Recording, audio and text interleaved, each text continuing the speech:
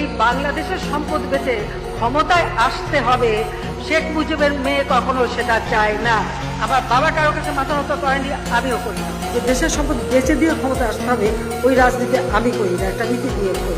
কে আমাদের ভিসা দেবে না, কে আমাদের স্যাংশন দেবে, ও নিয়ে মাথা ব্যথা করে কোনো লাভ নাই। 30 ঘন্টা প্লেনে জার্নি করে আটলান্টিক পার হয়ে ওই আমেরিকা না গেলে কিচ্ছু আসা যায় না। বাংলাদেশের সম্পদ, মানুষের সম্পদ, শুধু ক্ষমতার লোভে তা আমি বিক্রি করে ক্ষমতা থাকবো, সে বাপের মেয়ে আমি না।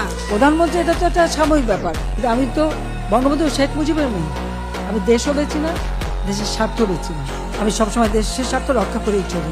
তার জন্য অনেকবার ক্ষমতা আসতেও পাইনি, আমার কিচ্ছু আসে যায় না। আমার দেশের স্বাধীনতার সার্বভৌমত্ব রক্ষা, আমার দেশের মানুষের মাথা দিয়ে উঁচু থাকে, আমার সবসময় সেটাই কাজ। আমি এরও কাছে ধর্ণা দিয়ে বেড়াই। আমি যেটুকু বলতে পারি যে আমি জাতিপিতা বঙ্গবন্ধু শেখ মুজিবের কন্যা। আমার হাত থেকে এই দেশের কোনো সম্পদ কারো কাছে বিক্রি করে আমি ক্ষমতা আসতে চাই না।